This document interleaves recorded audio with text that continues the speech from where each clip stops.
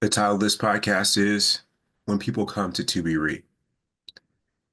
ToBeRe, for those who may or may not know, is a well-being community that was started back in 2005. And over the years, we have so many people, hundreds of people come and go in ToBeRe, and a core group that continues to remain with us since almost the early days.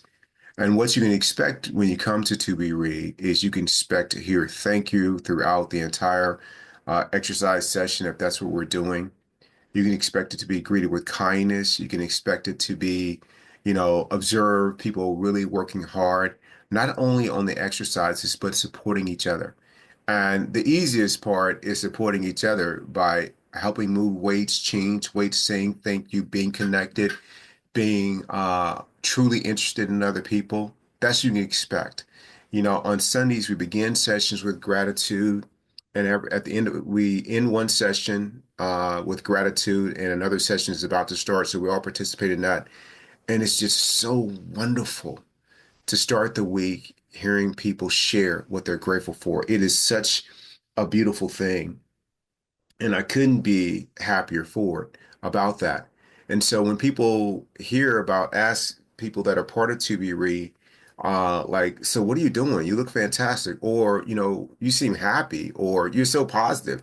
That would have bothered you before. Why is it not bothering you? They were like, oh, I just, I'm part of this well-being community called TubeRe, and, it just really helps me grow physically, as well as help me work on a lot of other things that I didn't know were something that needed attention, whether it's accepting life as life shows up, being able to handle change, being able to be loving and have an open heart in all your relationships, regardless of what your partner or other people do, able to handle situations like to be read, gives you an opportunity to work on all those things, even though, what calls us together is a workout, but during that workout, we are connecting and hopefully inspiring each other to really work on ourselves so that we can collectively win bigger than we would otherwise. And so when people come here for the first time, they're like, "Oh my God, like I've never experienced anything like that. This is incredible. This is fantastic." And it doesn't matter who is present as a member the day that you come. That's what you're going to experience. It's that thing that, which is the title of this, when people come to be re, it's just like what their friend told them it would be like. It's exactly like that. And what made me think of this particular podcast is that when I am working on, I'm a part of employee orientations and have been for a little bit. And I don't have a major role in it. I've hosted when the main hosts are out, and we do an orientation, every 2 to 4 weeks now because Mayo Clinic is growing significantly. And that's going to continue the next 4 to 5 years. And we have these new employee orientations.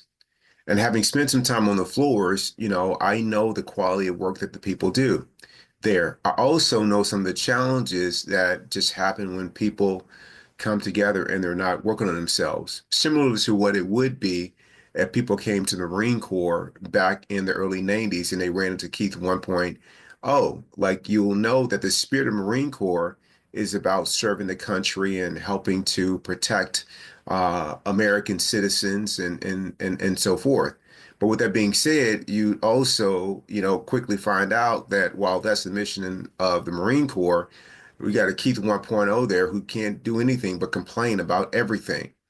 And so I know that that is not just, an occurrence that happened back in the 90s with me, but that's something that happens today, no matter where you are. And specifically here in a place as amazing and mission centered as Mayo Clinic. And because I know that some of the challenges with, you know, uh, people being their best selves on a regular basis at work, not all departments are like that. So I've heard some of the organizers for the orientations kind of lament that, man, we got these people so excited to be at Mayo Clinic. We welcomed them we have extended unreasonable hospitality to them joining the Mayo Clinic team, and now they're going off to work in their work units. I hope they're not disappointed when they get there.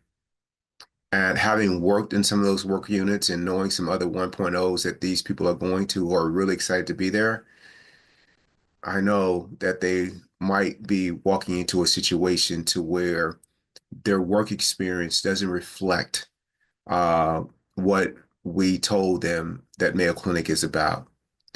And I think I think it's incumbent on all of us to create and welcome inclusive environment that is filled with kindness and love and compassion for everybody that we come in contact with, not just your workplace, but your home, your community, and in anywhere you find yourself. And that's really been part of my work is that when people, have heard things about me, I want it to be exactly like they heard that, man, Keith is kind, he sprinkles kindness and things like that. If they heard that, hey, that Keith complains all the time, he's pretty negative, he can be a way that is unkind. I'm hoping that when they meet me, they're like, they must have been talking about Keith 1.0 because this Keith is not like that. That's what I'm hoping. So I ask you that when you think of when people describe you, the best of you, is that consistent? Is that if they described you that you, if they described you to a friend that they were sitting to meet you, would you live up to that? Would the environment you occupy be just like that? Now, people have heard amazing things about our country here in the United States. When they meet me, they're gonna find out that every bit of that is true. If people have heard negative things about the country and they visit here, they're gonna meet me and they'll be like, man, that negativity is not true. It is unfounded. And I hope you're living the kind of life that regardless of what the environment is around you, you're the kind of person that raises the environment, that raises the moment that people interact with you, not only for you, but for yourself. And so when people come to fill in the blank, I said here to ToBeRe is exactly like it's been described. When people meet you, is it exactly like you were described? Both the great things and the not so great things. One way to help improve or increase the likelihood of it being the best of you is in your hands. And that includes working on yourself all the time. Just because it's a mess out there doesn't mean it has to be a mess in here. And for me, I take that literally. I take that to heart. All I can do is what I can do, and that's to work on me. So I'm grateful for everyone who's contributed to ToBeRe and everyone who makes, the way that we think of Mayo Clinic in the best terms, true for people that come there for the first time and hopefully over the course of their career. And I know that's the case with ToBeRe. So make that true for when people interact with you in any environment that you are a part of.